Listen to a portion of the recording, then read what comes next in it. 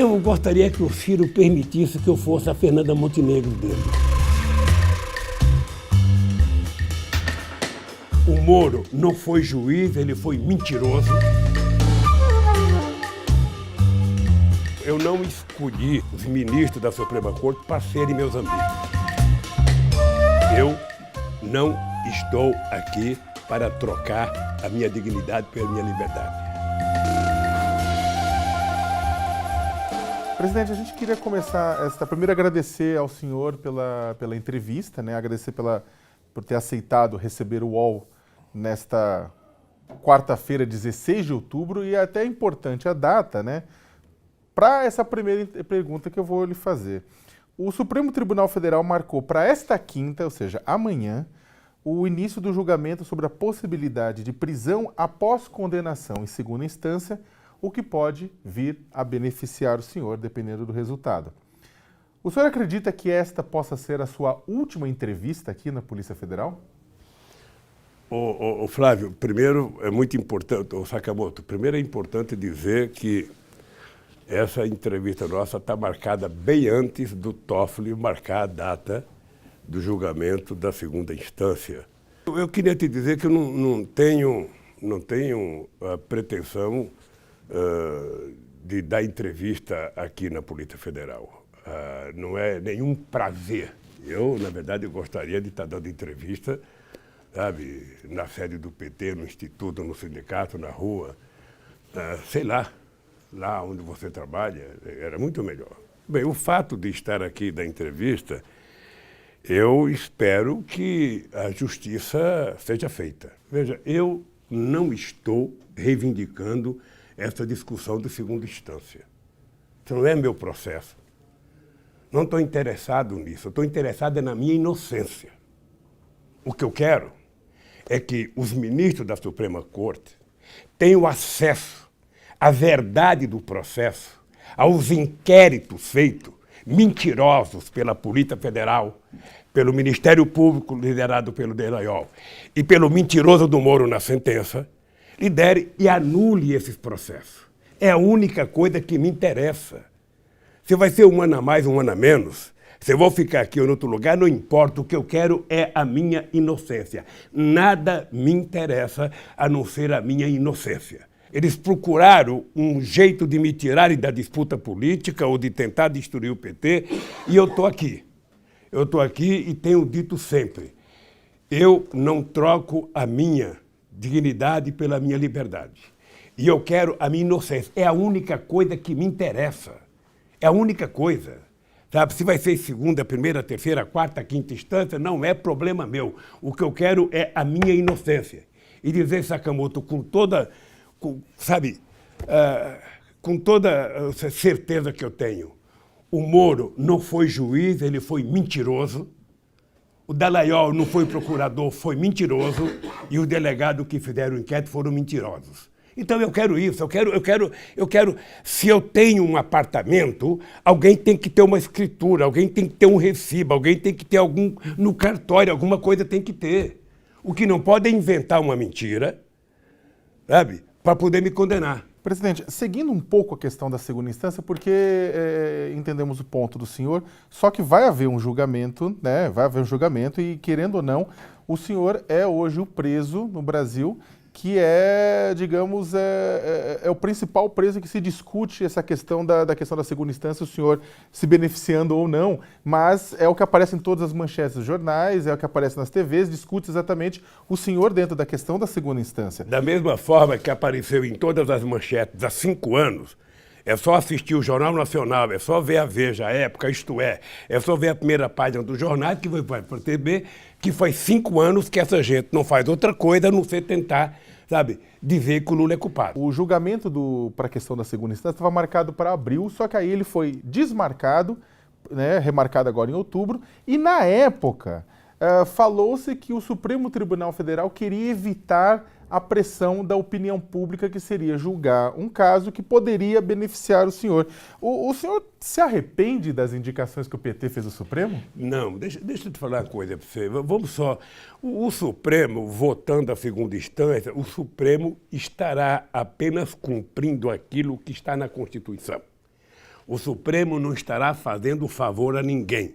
Se em algum momento uma parte do Supremo entendeu que deveria votar ao contrário, é preciso as pessoas saberem que a tarefa do Supremo é a mais importante de todas, que é cumprir a Constituição. Então, você só ser preso depois do processo, ter transitado e julgado, não é favor de ninguém, é cumprir pura e simplesmente o que está na Constituição. Mas o senhor se arrepende das Não me arrependo de ninguém. Veja, se eu tivesse que escolher todo mundo hoje, com as informações que eu tinha na época que eu escolheria todo mundo.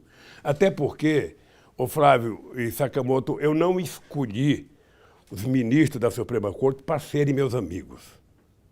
Eu escolhi eles para serem ministros da Suprema Corte, para cumprirem o papel que a Constituição delega à Suprema Corte, que é uma espécie de papel de garante da Constituição. Foi para isso que eles foram indicados. E tem muita gente que eu indiquei que eu nem conhecia. E indiquei e acho que prestaram um bom trabalho. Eles não foram indicados para ser amigo do Lula. Presidente, independente da questão do julgamento no STF, há a questão da sua execução penal, né, da questão da sua progressão de pena. Até sexta-feira, a sua defesa tem que apresentar um posicionamento em relação à questão da ida ao regime semiaberto, né? O que sua defesa vai dizer, o que o senhor vai dizer nesse posicionamento às juízes do caso, a doutora Caroline Lebos? Flávio, eu vou dizer o que eu já disse. Vou dizer o que eu já disse. Eu não estou aqui para trocar a minha dignidade pela minha liberdade. Veja, quem precisa de progressão é quem foi condenado culpado, já está, confesso que foi culpado, então ele aceita uma progressão da pena. Eu não quero progressão da pena, eu quero a minha inocência. Então, eu quero dizer, Flávio, eu quero dizer para você que mentiram sobre a sentença que deram para mim. Que a sentença contra mim foi um escárnio. Que a invenção do triplex é um escárnio. Aliás, a invenção do triplex é o mesmo jornalista canalha que fez a matéria da Isto É essa semana. É o mesmo. Ou seja, então eu não posso admitir, sabe? Quem roubou já fez a sua delação. Aliás, na Lava Jato o crime compensa. Porque muitos que roubaram fizeram a delação, ficaram com metade do que roubaram, estão vivendo muito bem da vida. Tá? Como eu não roubei, como eu não cometi crime, como eu não cometi nenhum ilícito, eu não quero favor, não quero pena. Eu quero a minha inocência. É a única coisa que eu aceito, é a minha inocência. Vai demorar 50 anos? Vai. A minha bisneta vai um dia ouvir uma sentença de que o bisavô dela era um homem de bem, era honesto e que não devia nada para a justiça. É isso que eu quero. Presidente, mas o que lhe incomoda tanto em relação ao semiaberto é a questão do uso da tornozeleira, por exemplo? Isso lhe incomoda particularmente? Não. Me coloca o princípio da minha condenação. Eu não aceito a condenação. Não posso aceitar a condenação porque eu sei que ela foi baseada numa mentira. Um processo de mentira que envolveu a matéria de jornal, depois envolveu o inquérito policial, depois envolveu a acusação, depois envolveu o Moro, depois envolveu o TRF4. Você acha que eu vou compactuar com isso? Não vou compactuar. Não vou compactuar. Se alguém quer concordar, sabe, de que é culpado, é melhor ficar assim, já falei para meus advogados, não tem meio termo comigo. Sabe? Cometeram a bobagem de me prender, cometeram a bobagem de me acusar, agora vão ter que suportar esse peso aqui dentro. Eles são livres para fazer o que eles quiserem, eles têm poder.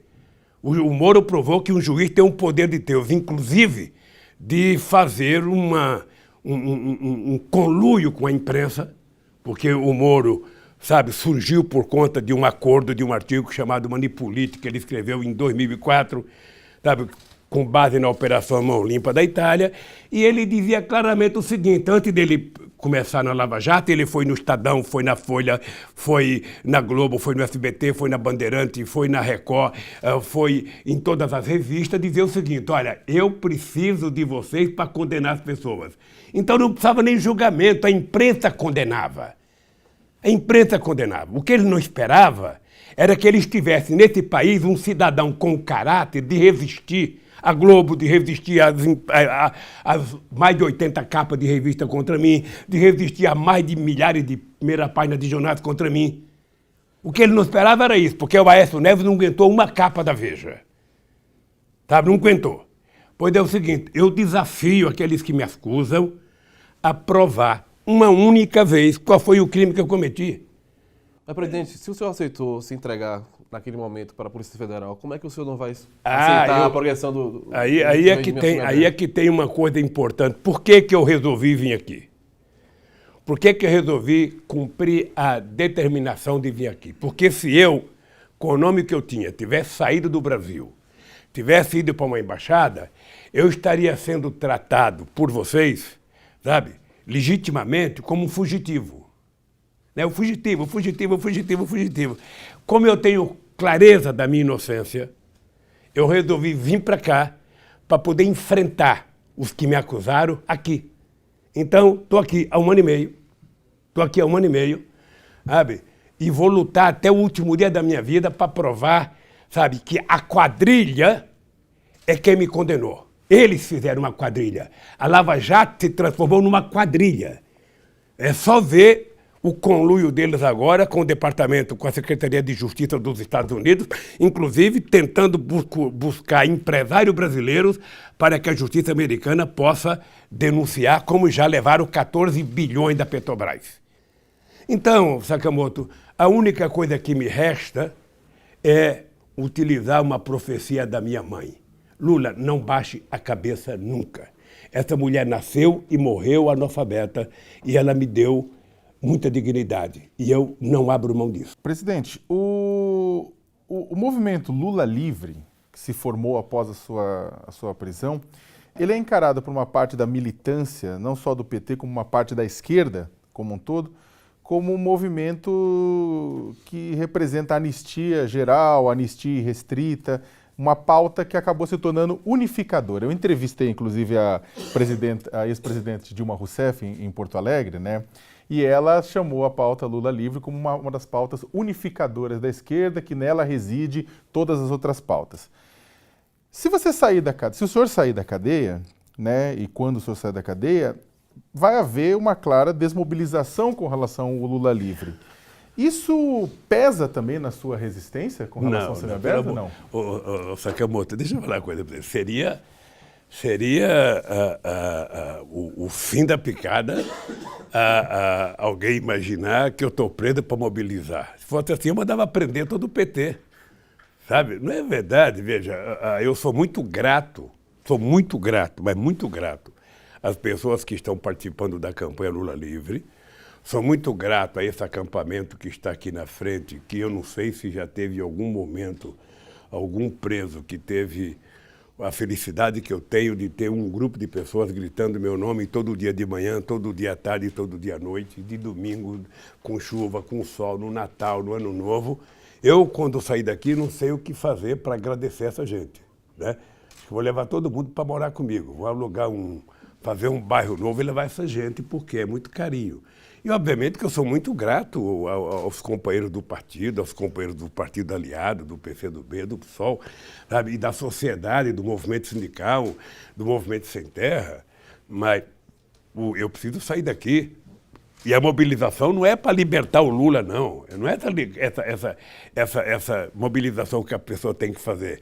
As pessoas têm que fazer mobilização para libertar o Brasil da asfixia que ele está submetido com o governo Collor, com o governo Bolsonaro e com a venda da soberania brasileira que o ministro da Economia está fazendo. Eu quero sair daqui ontem, quero sair daqui o mês passado. Acontece que eu não posso sair daqui passando a conotação que eu aceito a minha condenação provisória. Sabe? Não aceito. Agora, o que não pode, nem na primeira, nem na segunda, nem na terceira, nem na quarta, nem na quinta instância, e nem na Bíblia, é o inocente estar preso. Então eu estou dizendo alto e bom som, Sakamoto. Não sei se você acompanhou o meu processo. Tudo que está saindo na Intercept, a gente já dizia, os meus advogados já diziam antes. Tudo já diziam. Agora está aparecendo. A última é o vazamento dessa semana, que o UOL publicou, inclusive, do Dallagnol prestando serviço às empresas americanas, à Secretaria de Justiça americana, para dar o nome de empresas que os americanos podem processar. Então, como é que eu posso aceitar isso? Então, o Brasil tem que saber, o mundo tem que saber que tem um inocente preso aqui. E se o fator da prisão desse inocente é política, vamos então lutar para restabelecer a verdade. É a única coisa que eu quero. Presidente, o Dirceu afirmou em uma entrevista à Folha de São Paulo, a Mônica Bergamo, que teria feito bem ao senhor ter convivido com outros presos da Lava Jato lá no Complexo Médico de Pinhais, né? Médico penitenciário, né? Que aqui o senhor, essa convivência restrita de pessoas, segundo o Dirceu, que só falam o que o senhor quer ouvir, isso teria o prejudicado, que faria bem ao senhor conviver com outros presos. O que o senhor acha disso? Eu não conheço nenhuma experiência do cara ser bem-sucedido conversando com um preso. Eu, sinceramente, eu preciso conversar com quem não esteja preso. Ou seja, eu, sabe, quero conversar com as pessoas que estão livres, fazendo política, quero voltar a viajar ao Brasil, quero voltar a fazer comício, quero voltar a fazer as denúncias das falcatruas que o Bolsonaro está fazendo, quero voltar a fazer o PT, sabe, ter a dimensão que ele merece ter, sabe? Eu sinceramente, não sei se... Eu tô cada um... É que cada um tem um jeito... de isolado, né? Não, é que cada um tem um jeito de viver, sabe? Eu aqui no meu isolamento, eu leio mais do que deveria ler, eu assisto mais coisas do que deveria assistir, eu recebo muito pendrive, eu vejo as coisas que vocês falam, eu vejo as críticas, eu assisto televisão aberta, então, sabe, de Datena a Silvio Santos aqui, eu assisto, não tenha preocupação. Além do que, eu vejo os jornais todos que tem, sabe, tanto na internet quanto na TV aberta. Eu vejo todos os jornais. Então, eu trato bem a minha solidão aqui. Uma parte dos antipetistas, né, eles nunca votou, uma parte desses antipetistas nunca votou em seu partido. Contudo, uma outra parte dos antipetistas é composta, inclusive, de ex-eleitores do PT que se sentiram traídos, né, em algum momento. O que o senhor acha que o PT deve fazer para reconquistar as pessoas que foram para o antipetismo? Olha, eu tenho a sorte de ser corintiano. Ou azar? Sorte. Azar. Porque quem é corintiano convive com o anticorintianismo todo dia. Ou seja, as pessoas não torcem para o São Paulo, as pessoas torcem contra o Corinthians, as pessoas não torcem para o Santos, torcem contra o Corinthians. E assim vale para o Flamengo no Rio de Janeiro. Então eu estou acostumado com isso. Veja, o que acontece com o PT? Vamos pegar o histórico do PT, Sakamoto, para a gente poder avaliar corretamente o PT. O PT foi criado em 1980. Em 89, o PT disputou as eleições com grandes feras da política nacional.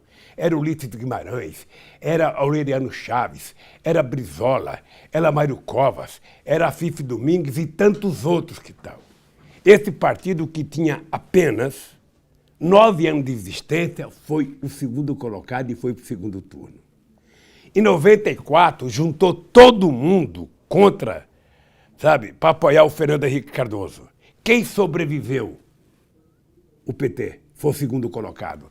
Em 98, juntou todo mundo outra vez. Quem sobreviveu? O PT, que foi o segundo colocado. Então, o PT, todas as eleições que disputou, ele, desde que foi criado, ele foi o segundo colocado, ganhou 4 eleições e agora, com a Haddad, ele foi o segundo colocado outra vez. Então, o PT é o maior partido político de esquerda da América Latina e o mais importante partido político existente no Brasil. Bem, o que acontece? Vamos ver o seguinte. Eu, quando saí da presidência da República, em 2010, eu tinha tido na pesquisa, não sei se CNI-Ibope ou CNT-Ibope, eu tinha 87% de bom e ótimo, 10% de regular e 3% de ruim e péssimo. Significa que tinha muita gente que não tinha votado em mim, que estava gostando do meu governo. Eu tive 62% para ser eleito presidente em 2006, significa que eu tive o dobro de votos que eu tinha tido quase que no primeiro turno. Então, quando você tem um país que você tem eleições em 2 turnos, não tem esse negócio do antipetista, do anti, Você tem as pessoas que votam em outro partido e que não votam no PT, como você tem as pessoas que votam no PT e não votam em outro partido político, a depender do momento, a depender da conjuntura e a depender das circunstâncias. Ora, o PT, sabe, pode votar a governar esse país em 2022. Porque se você tem 1/3 de pessoas que são por outro partido político e que as pessoas taxam de antipetistas, tá? Porque a pessoa não precisa ser antipetista, a pessoa pode ser qualquer outro partido político. E a pessoa pode, no segundo turno, ser convencida a votar no PT. Então, eu não vejo qual é a ideia de tentar criar o conceito de antipetista. Não existe antipetista, anti-PSDBista, anti-PP. Não existe. Eu lembro que quando nós derrotamos o Maluf em 82, aqui em São Paulo, nós achávamos que o Maluf tinha acabado para a política. Nós achávamos que o Maluf nunca mais ia votar. Você se lembra quantas eleições o Maluf foi para o segundo turno em primeiro lugar? O Mário Covas, que era o candidato mais progressista que disputou com ele em 94, 98, o Maluf quase ganha as 2 eleições do Mário Covas no primeiro turno. E nós achávamos que ele estava morto. Então, veja, eu quero te dizer que o antipetismo, muita gente, que as pessoas que hoje dizem não votaria no PT, podem votar. Depende das circunstâncias, depende do programa, depende da candidatura e depende dos adversários. Mas não depende também do PT dialogar e mudar um pouco também o seu discurso para atrair essas pessoas mais facilmente? Gente, quem é que mais conversa do que o PT? Gente, vocês estão lembrados que o meu vice-presidente da República era um dos grandes empresários desse país? Era presidente da Federação, sabe, dos empresários de Minas Gerais? Era vice-presidente da CNI? Vocês estão lembrados?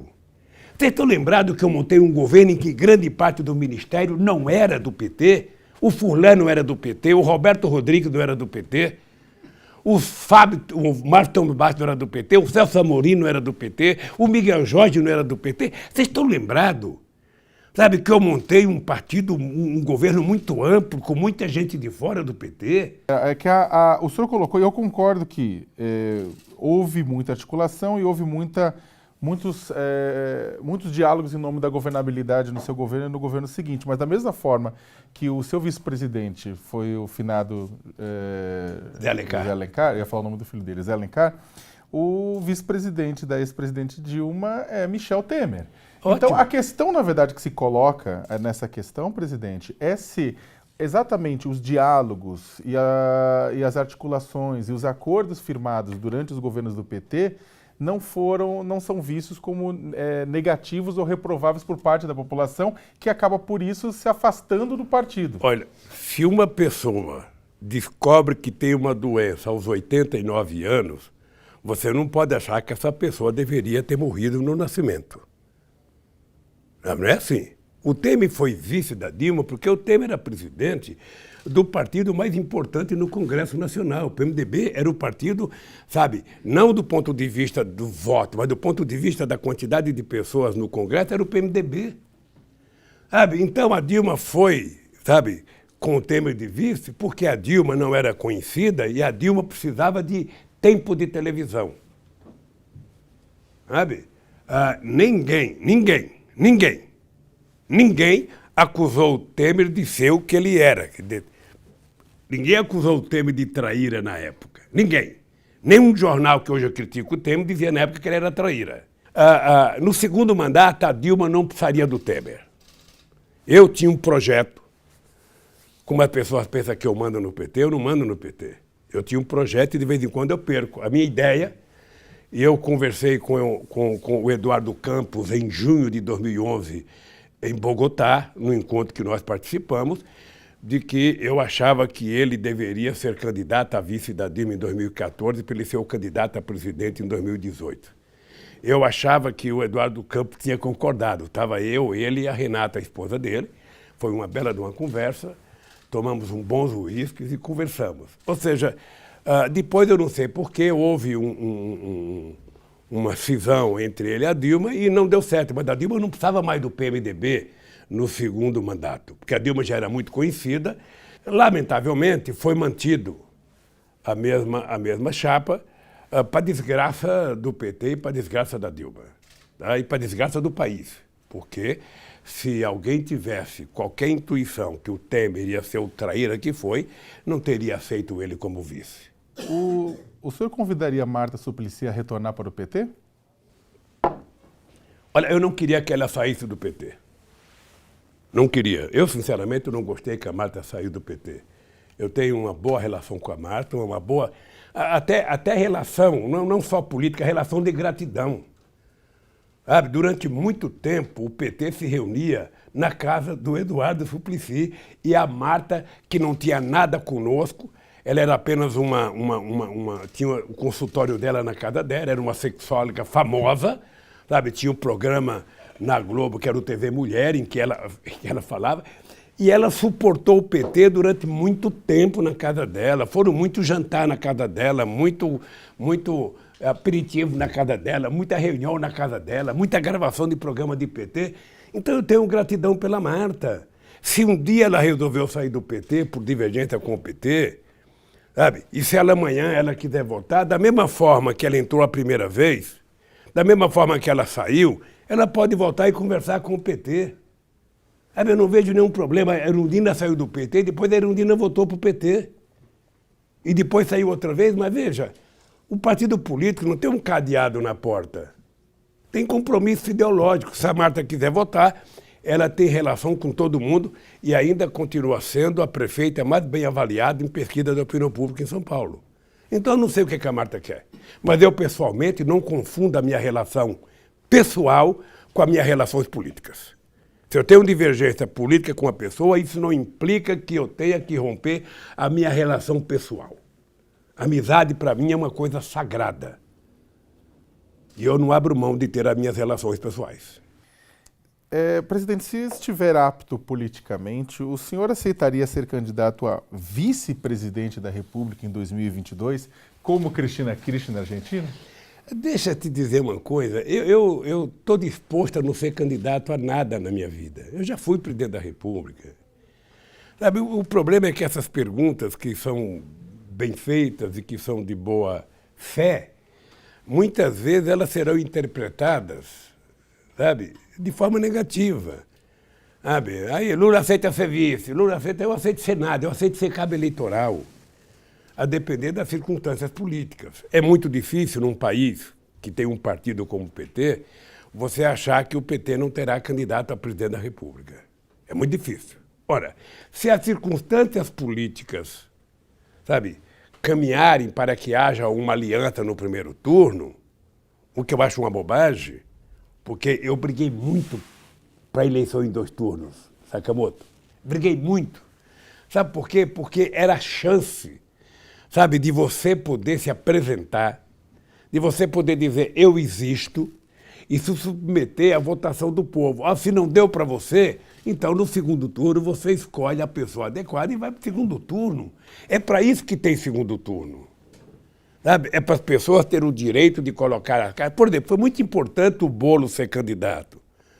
O Boulos é um jovem, ele foi candidato, não teve o quadro de voto, mas não tem problema, colocou a cara dele, já ficou mais conhecido. Se ele for outra eleição, vai ficar mais conhecido. Até ele ganhar pedigree político para receber voto, leva um tempo. Mas se ele não se propor a colocar a sua cara pública, ele nunca vai ser conhecido. Então, por isso que eu acho boa as eleições de 2 turnos.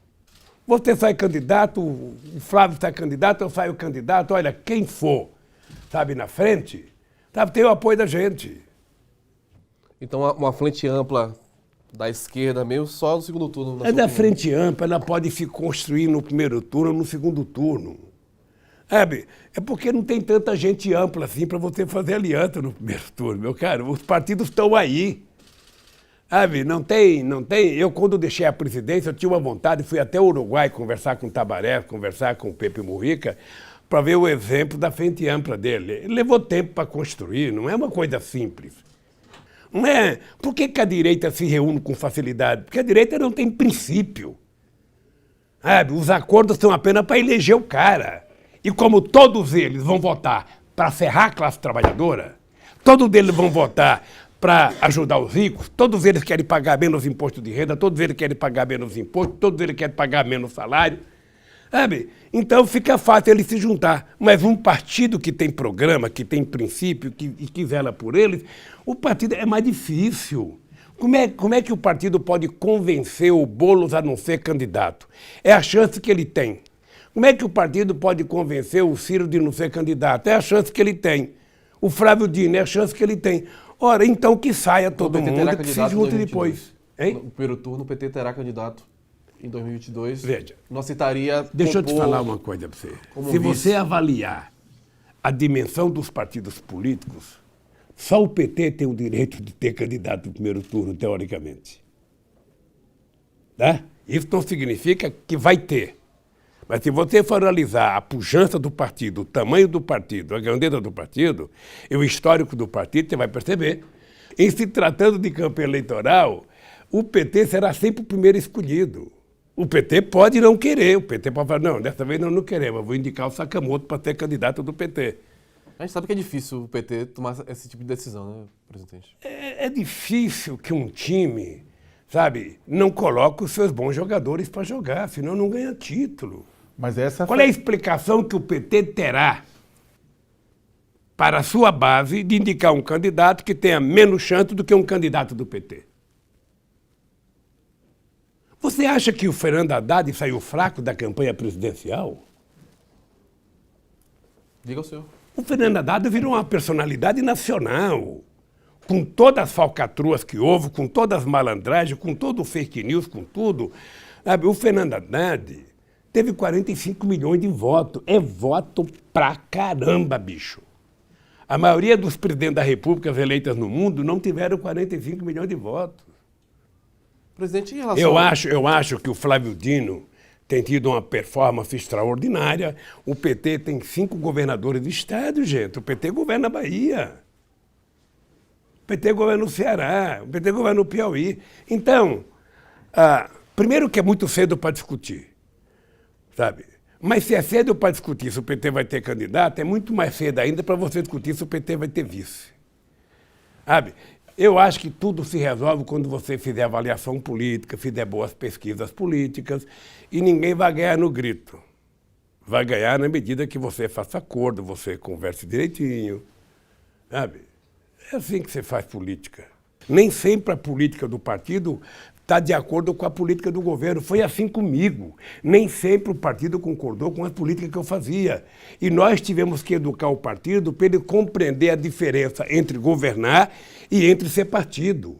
Eu, quando sou partido, eu posso querer uma coisa por princípio, mas na minha governança não é possível fazer aquilo. Veja, eu fui eleito presidente da República com 62% dos votos no segundo turno.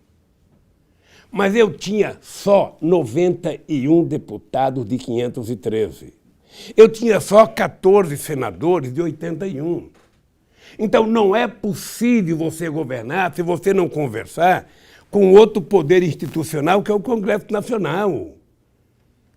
Você conversar com os empresários não é aliança de classe, não. É conversar com quem é brasileiro e que vai incidir. Sabe, se a política vai ser boa ou vai ser ruim. Sabe? Essa é uma bobagem achar que você pode ganhar as eleições e governar só para um lado. Você tem que governar para todos. E eu dizia, eu governo para todos, mas eu tenho uma preferência especial para os mais necessitados. É aquele mais frágil que tem que comer um prato a mais. Então, e o Brasil deu certo. Você sabe o que acontece, Flávio? Eu, de vez em quando, gostaria que as pessoas, ao julgar o PT, as pessoas conhecessem em profundidade o que o PT fez no Brasil. Porque eu vou te contar uma pequena coisa que você poderia pesquisar, que está na internet. Eu, de vez em quando, vejo algum cidadão falar o seguinte, mas o Lula teve sorte por causa do boom das commodities. Não é isso? É ouro e venda, não, porque as commodities estavam caras. Ora, se é verdade, por que o Brasil, de 1950 a 1980, cresceu em média 7% ao ano e não fez distribuição de renda? Por que o Brasil, no tempo do MET, na década de 70, chegou a crescer 14% ao ano o PIB e não teve distribuição de renda? Ora, o nosso problema não é porque o Brasil exportou commodity. O nosso problema é porque nós tivemos uma política de inclusão dos mais pobres no orçamento da União. É porque nós tivemos uma política de inclusão do mais pobre na universidade. É porque nós tivemos uma política de inclusão do negro. É porque nós tivemos uma política de inclusão dos chamados marginalizados. Esse país era governado para 35% da população e nós resolvemos dizer que era possível governar esse país para 100% da população. E isso foi feito e eu me orgulho. Você não sabe o orgulho que eu tenho, sabe, de passar para a história com alguns títulos, sabe, de melhor governo, que me deixa muito orgulhoso. Esse país, ele pode voltar a acontecer se tiver presidente que saiba conversar com a alma do seu povo. Se for um presidente que converse para os milicianos, que faça os discursos escrotos que o Bolsonaro faz para atender apenas a sua família, os milicianos, o Brasil não vai dar certo nunca. E esse país tem que fazer opção.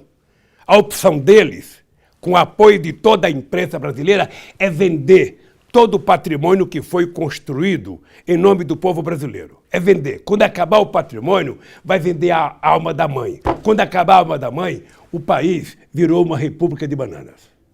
Presidente, no seu governo foi fechado um acordo com o Vaticano, que incluiu, na época, a previsão do ensino religioso católico em escolas públicas. No governo Dilma foram feitas concessões a setores da bancada evangélica, como a suspensão do material didático contra a homofobia, que foi chamado pejorativamente de kit gay, e de material de prevenção ao HIV/AIDS e à gravidez de adolescentes. Essas concessões feitas durante os governos do PT não pavimentaram caminho para algumas das ações obscurantistas que a gente vive hoje? Não, veja, primeiro eu defendo hoje publicamente o acordo que o Estado brasileiro fez com o Vaticano. Foi uma proposta construída dentro do Itamaraty, com o apoio da Presidência da República, sabe? E foi uma proposta muito digna da relação de dois Estados. Não me arrependo. Tá? Eu não fiz nenhuma concessão para nenhum pastor e para nenhum bispo. Ou seja, eu sempre tratei o Estado brasileiro com a definição de que é um Estado laico e o Brasil tem que estar aberto para todas as religiões. Para todas as religiões. Eu quero que essa gente, sabe, professe a fé que eles têm, professe a fé que está na Bíblia para as pessoas, é isso. Se eles quiserem transformar as seitas deles em partido político, está errado. Eu acho que o Brasil está caminhando para uma coisa absurda. Eu vi o presidente Bolsonaro dizer: eu quero um ministro da Suprema Corte verdadeiramente evangélico. Veja, você não escolhe o ministro da Suprema Corte por ele ser católico, ser corintiano, ser da Igreja Universal, ser da Igreja Batista, ser da Assembleia de Deus. Não, você não escolhe. Eu nunca perguntei para nenhum que eu indiquei que religião que ele professava, que time que ele torcia. Eu queria saber do currículo dele, consultava as pessoas com base no currículo e indicava. Porque senão, você daqui a pouco está fazendo acontecer no Brasil o ódio religioso que existe em outras partes do mundo. Isso não convém a ninguém. Não convém nem às religiões, nem ao governo, e muito menos ao povo brasileiro. Então, eu, sinceramente, não acho que a Dilma fez concessão para ninguém. É que exatamente esses conteúdos didáticos, a entrada disso para a conscientização da população, conscientização de alunos, né, acabou voltando atrás. Eu quero que você saiba... O chamado, erroneamente chamado kit gay, presidente, no caso do material contra a homofobia, chegou a ficar pronto, estava pronto, não foi distribuído por conta de pressões religiosas. Na verdade, houve uma mentira. Eles trataram de kit gay uma coisa que não tinha nada de kit gay. Deixa eu lhe falar uma coisa. A minha tese para os meus companheiros e para você, se puder aceitar um conselho, é o seguinte: nunca baixe a cabeça diante de uma mentira. Nunca permita que a mentira, a sacanagem do adversário se torne verdadeira. E alguns pastores das igrejas evangélicas transformaram um programa de educação que eu acho que tem que ter. É importante dizer, eu não sei qual é a tua câmara aqui, tem o seguinte: é importante que tenha educação sexual nas escolas. É importante. É importante que tenha educação cultural nas escolas. É importante que tenha educação política na escola, porque a escola é exatamente o centro de aprendizado do futuro do país que a gente deseja. Olha, uma coisa que é importante, Sakamoto, é o seguinte: eu, enquanto presidente da República, sempre dizia o seguinte: olha, Aborto não é uma questão a ser discutida pelo presidente da República. É uma coisa a ser discutida pela sociedade e depois da sociedade levada ao Congresso Nacional para ser votada. Por quê? Porque não é uma questão pessoal. Veja, você pessoalmente, você pode ser a favor do aborto. Tá? Eu pessoalmente posso ser contra a favor do aborto. Ou posso ser contra também. Acontece que quando eu estou no governo, não é uma posição pessoal, eu não tenho que tratar a questão do aborto como uma questão pessoal. O aborto tem que ser tratado como uma questão de saúde pública. E o Estado tem que tratar de todos, tem que dar assistência. Você não pode permitir que uma pobre que fique pegando folhagem, sabe, de um fogão de lenha para colocar na vagina para tentar abortar, seja normal. Você não pode permitir que uma pessoa fique tomando chá de caroço de abacate. Você não pode permitir que uma pobre fique perfurando o útero dela com uma agulha de tricô para tentar abortar. E as madames vão para Paris, numa clínica especial, fazer o seu aborto. E depois chega aqui falando contra o aborto. Então o Estado tem que assumir a sua responsabilidade de dar a todos o direito de ser atendido. Não se trata de ser contra ou a favor. Se trata de tratar essa questão como uma questão de saúde pública. É a mesma coisa para a droga. Presidente, o senhor está satisfeito com a política de segurança pública que o senhor aplicou durante a sua gestão? Porque aumentou o homicídio, não só na sua gestão, como na da Dilma também. O presidente não aumenta o homicídio. Aumentou a criminalidade. Deixa eu falar uma coisa para você. O senhor está satisfeito com o que o senhor fez nessa Flávio, área? Deixa eu falar uma coisa para você. Nós fizemos na época o que havia consenso na sociedade de ser feita. Não teve nenhum governo que foi mais democrático, que teve mais participação para deliberar as políticas públicas do meu governo. Se naquele momento as instâncias que decidiram equivocadamente, é importante lembrar que é uma tese que eu defendo, sabe, que nunca se gerou uma sociedade com espírito tão otimista quanto no meu governo. Foi o momento que mais gerou emprego. Você tem um bandido famoso no Rio de Janeiro que deu uma entrevista na revista Época, algum tempo atrás, em que ele fala que ele perdeu para o governo Lula. Porque no governo Lula as pessoas não queriam ser traficantes, as pessoas queriam trabalhar no PAC. E nós geramos mais de 20 milhões de empregos com carteira assinada. Nós geramos uma política de transferência do renda no campo como ninguém. Se você for analisar o que leva essas pessoas a cometer algum delito, você vai perceber que não houve um momento em que se investiu mais. Porque eu não acredito que a polícia resolva o problema, não. Eu acredito que resolve o problema, por isso que eu falava para o Haddad, você tem que andar com uma carteira profissional na mão e tem que andar com um livro na outra. Porque o que vai resolver o problema da violência no Brasil é, sabe, educação, perspectiva e esperança para a juventude e trabalho. Eu acho que nós tratamos a questão da violência, Flávio, depois que a bala sai do cano. Depois que a bala saiu do cano, depois que a faca entrou, depois que aconteceu a desgraça, você tem que tratar o que originou aquilo. E é aí que eu acho que só educação, emprego e cultura podem resolver. Eu acho que nós fizemos tudo que foi decidido coletivamente para fazer. Se passado 10 anos teve erros, alguém tem que corrigir.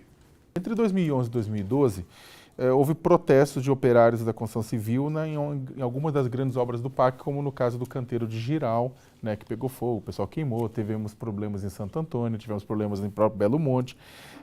E sem contar que houve pelo menos 10 casos de operários mortos em obras dos estádios da Copa, né?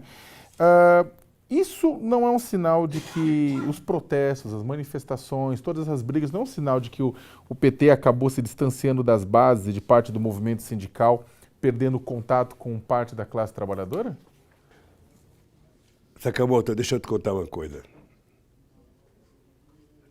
Desse mal, ninguém pode me acusar. Quando nós fomos fazer Santo Antônio e Giral, uma das coisas que se discutiu era a tentativa de evitar que você trouxesse muita gente de fora e criasse canteiros com milhares de pessoas, sabe, em condições desumanas, fora da família, fora da mulher, dormindo em barracão, por mais confortável que fosse o barracão. E havia a ideia de que poder-se-ia, imagina você escrever, Lula disse poder-se-ia, sabe? Poder-se-ia, o presidente Temer. Sabe? A ideia era que se contratasse as pessoas de Porto Velho, mas não havia tanta gente assim. E quando você coloca 30 mil homens juntos, dormindo num barracão, parando de trabalhar às 5 horas da tarde e ficando, sabe, fazendo o quê? Porque não tem cinema, não tem teatro, não tem namorada, não tem nada. Ou seja, só pode dar bobagem. E você sabe quem foi fazer o acordo com o conflito? Porque tocaram fogo nos barracões. Quem foi fazer os acordos foi o Gilberto Carvalho, que era do governo, e o Feijó, que era vice-presidente da CUT. Então foi o governo tentar encontrar uma solução. E encontraram. Encontraram uma solução para os trabalhadores entenderem e poderia dar trabalho. Eu convivi numa Volkswagen com 40 mil trabalhadores. É muito complicado e você está à mercê de movimentos. Presidente, o senhor afirmou hoje, afirma já reiteradas vezes, que a PF mentiu, Moro mentiu, Dallagnol mentiu. Mas revendo, o senhor nunca parou para pensar que talvez tenha agido... rever essa relação que o senhor estabeleceu com as empreiteiras, as questões relacionadas ao sítio, aquelas obras que foram feitas no sítio pertencente à família Bittar. Não há nada que o senhor veja nos processos, que o senhor olhe e diga, eu poderia ter agido de maneira diferente, até mesmo em relação aos esquemas de corrupção na Petrobras, o senhor não poderia ter dado uma atenção enquanto presidente a isso? Ou seja, tudo que está a Lava Jato afirmou no processo é tudo mentira? Não há nada que o senhor, não digo que em relação a crimes, mas assim, e a atitude do senhor que poderia ter sido revistas? Veja, deixa eu lhe falar uma coisa. Não está sendo julgado o meu comportamento, porque eu fui o presidente que mais conversei com os empresários, que mais levei empresário para viajar ao Brasil e viajar para fora do Brasil comigo. Em qualquer país que eu ia, eu levava empresário, porque eu tinha prazer de fazer com que as empresas brasileiras virassem empresas multinacionais. Não está sendo julgado o meu comportamento ético, não está sendo julgado se eu me reunia, se eu almoçava ou se eu jantava. Me desmoralizem. Presidente... Então, Flávio, só para dizer para você uma coisa, se quiserem discutir comportamento ético é outra. O Lula deveria jantar na casa de não sei quem. A coisa é tão ridícula, Flávio. Eu vou lhe contar uma história. Tá? Eu tinha uma cachorrinha que morreu agora. Uma Fox Terrier, que esteve comigo na presidência, morreu agora. Uma vez, lá na chácara do Fernando, em Atibaia, essa cachorra foi mordida por uma cobra, uma jararaca. E uma das pessoas que trabalhava comigo na segurança, que era sargento do Exército e era especialista em lidar com cobra, pulou no meio do bambuzal e pegou a cobra e levou a cachorrinha e a cobra numa médica lá, numa veterinária. Você acredita? Você acredita que o Ministério Público e a Polícia Federal, para dizer que o Lula ia na chácara, foram interrogar a médica, perguntar se a cachorrinha tinha ido fazer uma consulta?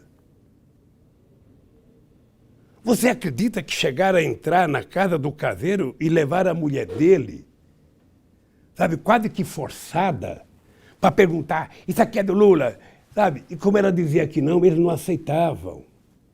Quer dizer, como é que eu posso ficar quieto diante de tamanha aberração?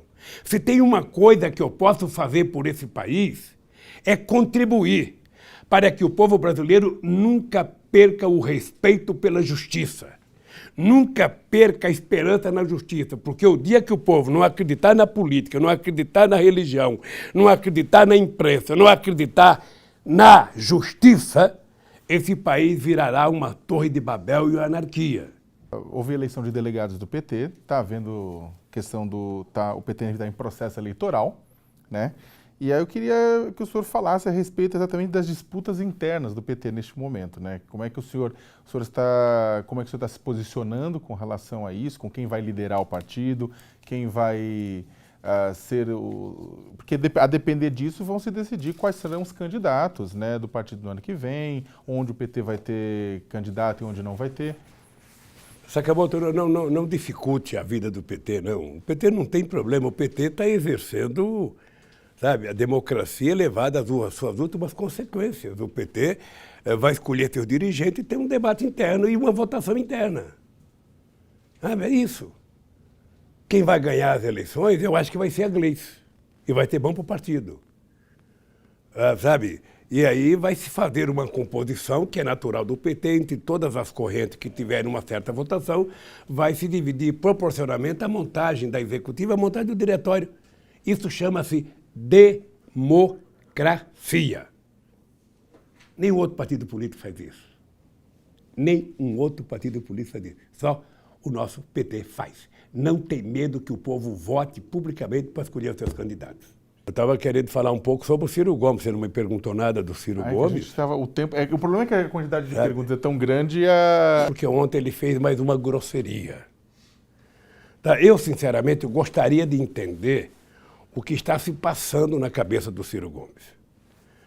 O senhor acha que não fez nada que possa justificar as atitudes do Ciro e as falas do Ciro? Uma das coisas que ele diz publicamente é que eu não deixei o PCdoB se aliar com ele, que não deixou o PCdoB.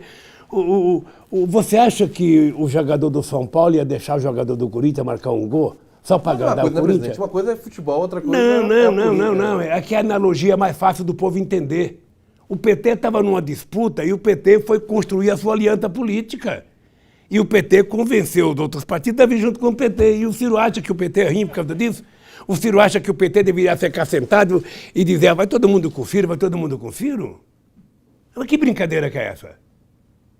Ele que aprenda a entender que democracia é você conviver, sabe, na diversidade com as pessoas. Você tem que conversar com os contrários. Eu não sei qual é o sinal que ele está dando. Eu não sei o que ele está dando, sabe? O Ciro, quando rompeu com o Fernando Henrique Cardoso em 2004, ele fez um discurso progressista e esteve durante muito tempo do lado progressista. Mas toda vez que disputa uma eleição, ele procura um partido e entra, procura um partido, não tem um perfil ideológico. Quantos partidos o Ciro já foi? Uns 8, 9, 10, sei lá quantos? Ou seja, ele não gosta de compartilhar, de coletivizar as coisas, aí ele acabou. Não é assim que faz política, o PT não aceita isso. Eu lembro que eu e Eduardo Campos tratamos uma vez de convencer o Ciro a ser filiado em São Paulo em 2010 para ele ser candidato ao governador em São Paulo. Ele concordou com o Eduardo Campos. Ele ia ser um candidato apoiado pelo PT. Quando ele chega em São Paulo, a primeira coisa que ele faz é dar um esporro no PT. E aí o Aloysio Mercadante saiu candidato a governador. Eu estou acompanhando o Ciro. Você sabe que tem algumas pessoas no Brasil que eu gosto de graça, não precisa gostar de mim. O Mário Covas, eu sempre gostei do Mário Covas de graça. Nunca precisou gostar de mim. O Requião é um cara que eu gosto do Requião de graça. Não precisa gostar de mim, eu gosto dele. E o Ciro é um cara que eu gosto dele, mesmo sabendo de posições deles que não são recomendáveis com relação à mulher, com relação aos adversários, com relação ao PT. Então ele tem um ódio do PT, porque em 2002 o PT tinha um candidato ao governador no Ceará chamado Zé Ayrton, que era o nosso companheiro, sabe, deputado federal, que sozinho o PT quase derrota Ciro, Tasso e o Lúcio, o cara que era governador. Sozinho o PT, sabe, derrotou por acho que 2 ou 3%, o PT não ganhou as eleições no Ceará. E ele passou a não gostar do PT, ele passou a ter sempre bronca com o PT. Eu gosto do Ciro, convivi bem com o Ciro, sabe? Acho que ele é uma figura que tem conhecimento intelectual para contribuir com qualquer governo. Agora, o que ele precisa entender é que as outras pessoas que não são tão inteligentes como ele têm a sua inteligência, ele precisa aprender a conviver com isso. Então, esses dias eu assisti um filme chamado A Central do Brasil. Você assistiu? E eu vi a Fernanda Montenegro tentando ajudar aquele menino. E aquele menino era nervoso, rebelde, ele não queria ajuda da Fernanda Montenegro. E eu lembrei do Ciro. E a Fernanda Montenegro, que escrevia a carta com muito cuidado, com muito carinho, conseguiu convencer o menino, levou o menino até a família e depois foi embora. Eu gostaria que o Ciro permitisse que eu fosse a Fernanda Montenegro dele. Sabe? Que eu pudesse contribuir com o compartilhamento, sabe? da convivência dele com as outras forças políticas. Ele não pode continuar atacando todo mundo. Ele, por exemplo, disse ontem que eu estou aqui, sabe, numa suíte. Ele poderia vir para o meu lugar um pouco. Sabe, ele não pode falar, sabe, as bobagens que ele fala. Quando Deus fez o ser humano que ele fez a cabeça, fez para a gente pensar e ter juízo no que a gente fala. Então ele não pode achar que ele pode ofender todo mundo. Sabe, se ele quiser ter futuro político nesse país, ele terá que tratar as pessoas de outro jeito. Ser mais cordato, ser mais amável, ser mais carinhoso. E ele é uma pessoa do coração bom. Eu já vi o Ciro chorar muitas vezes. Agora eu não sei. Não sei. Presidente, você não acha que a era da conciliação acabou, não? Não, não tem. Essa insistência não tem em conciliação. Não tem. contrários. Você sabe que, para mim, ô Flávio, você vai ter que aprender uma lição na sua vida. Não existe aula de convivência democrática mais extraordinária que o casamento. No casamento, você tem que compartilhar. Você faz concessão todo dia. Se você não fizer, você briga. E se você tiver filho, você sabe o que é chegar para jantar, ter 5 filhos na mesa brigando pelo mesmo bife? Se você não souber lidar com isso, tratar com carinho, daí, sabe, você não convive. Então, a democracia é você aprender a conviver com os contrários, mesmo na diversidade. Por que o senhor não aceitou dar entrevista para o Padilha, o cineasta? Eu não sou obrigado a dar entrevista.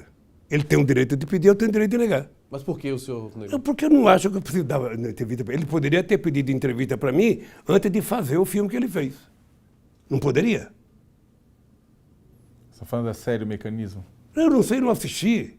Mas ele poderia ter procurado para me conversar. O filho da Mira Leitão, também pelo que eu fui informado pelo Cris Pirano, pediu para conversar comigo. Por que não conversou comigo antes de acreditar nas mentiras do Padilha ou da mãe?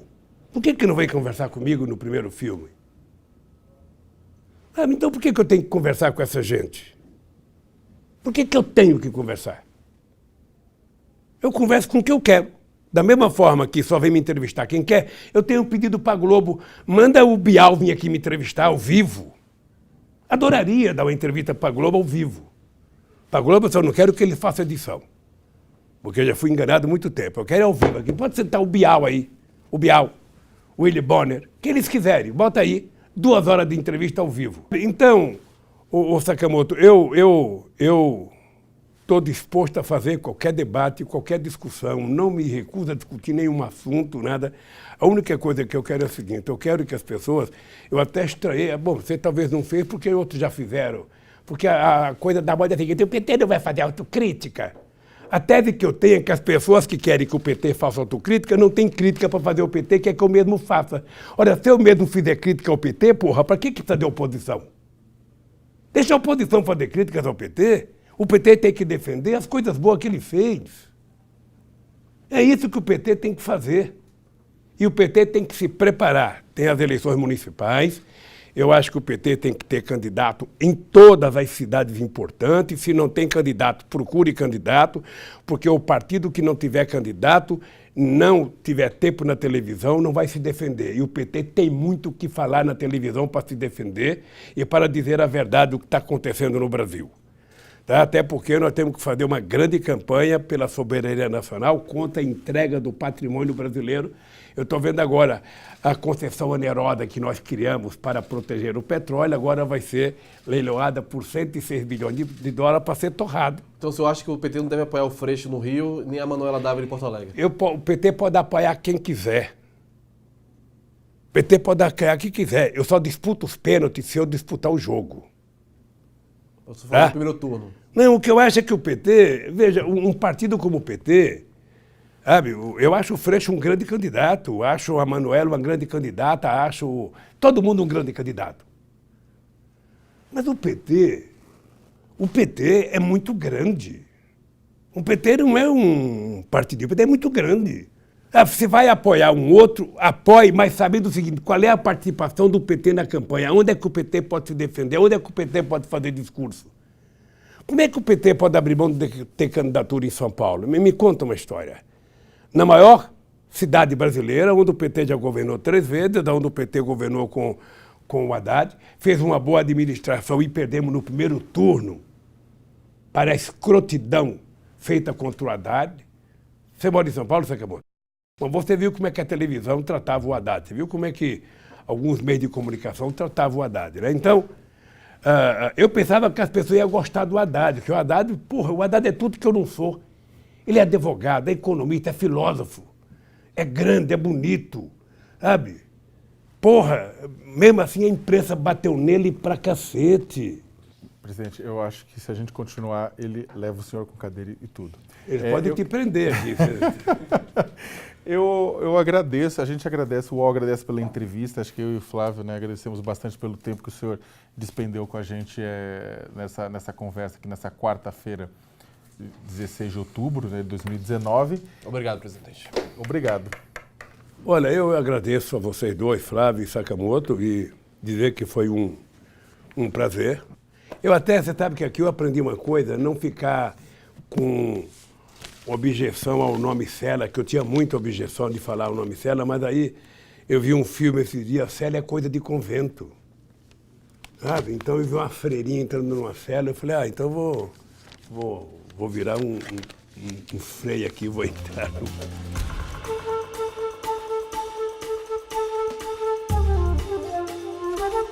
Tchau, querido.